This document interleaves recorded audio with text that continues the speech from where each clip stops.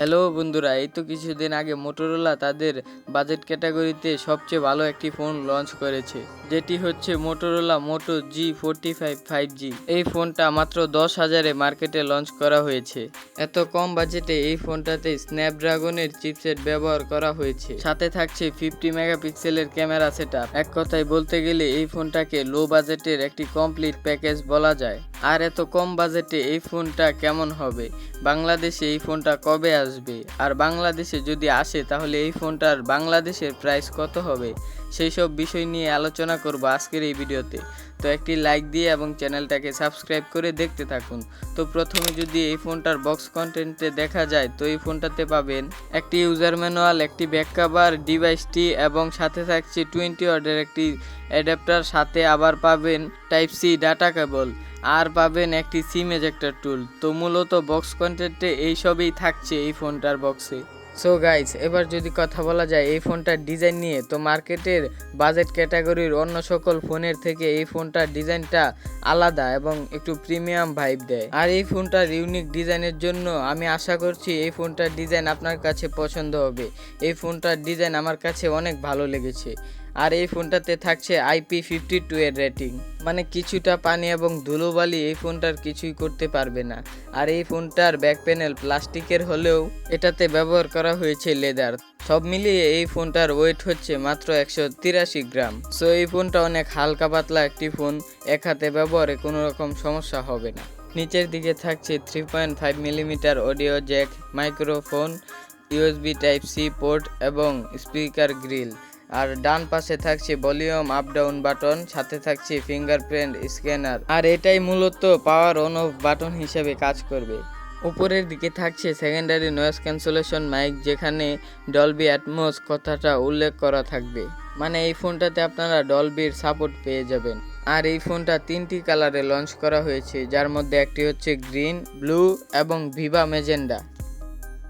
এবার যদি কথা বলা যায় এই ফোনটার ডিসপ্লে নিয়ে, তো এই ফোনটাতে ব্যবহার করা হয়েছে 6.5 ইঞ্চি মাপের একটি HD+ IPS LCD প্যানেল, যার রিফ্রেশ রেট হচ্ছে 120 হার্টজ।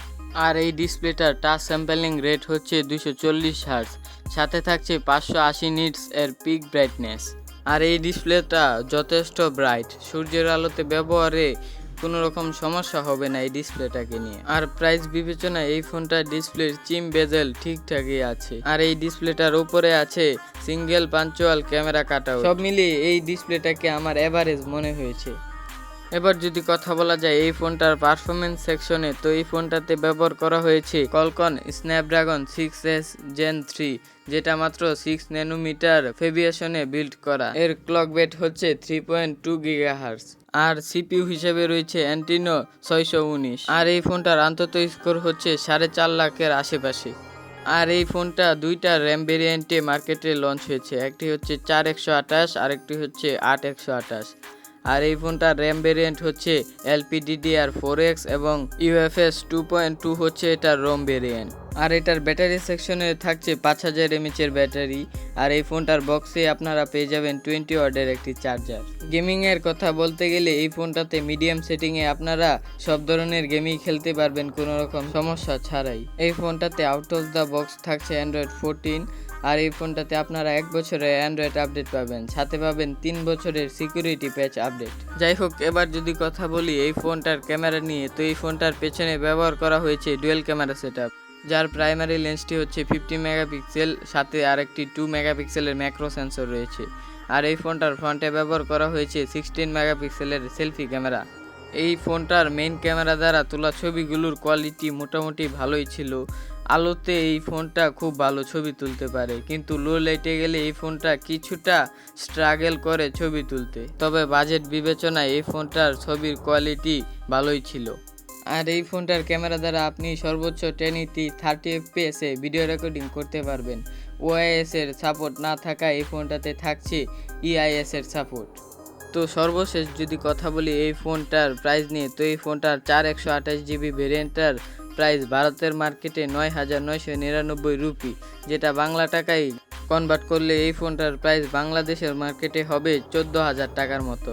আর এই ফোনটার 128GB ভেরিয়েন্টের প্রাইস হচ্ছে 11,999 রুপি, যেটার বাংলাদেশের মূল্য হতে পারে প্রায় 17,000 টাকার আশেপাশে। সো গাইস, আপনি যদি 17,000 টাকার ভিতরে একটি স্টাইলিশ ফোন নিতে চান যেটার পেছনে লেদার ব্যবহার করা হয়েছে, তাছাড়া ক্যামেরাটাও মোটামুটি ভালো আর টুকটাক গেমিংও করতে চান, তাহলে এই ফোনটা নিশ্চিন্তে আপনি নিতে পারেন। আর এই ফোনটা নেক্সট মান্থের মাঝামাঝি সময়েই বাংলাদেশের মার্কেটে অ্যাভেলেবেল হয়ে যাবে। সো গাইস, এই ছিল আজকের ভিডিওটা কেমন লাগলো অবশ্যই কমেন্টে জানাতে ভুলবেন না। আর দেখা হচ্ছে পরবর্তী কোনো ভিডিওতে, ততক্ষণ ভালো থাকবেন, সুস্থ থাকবেন, আল্লাহ হাফেজ।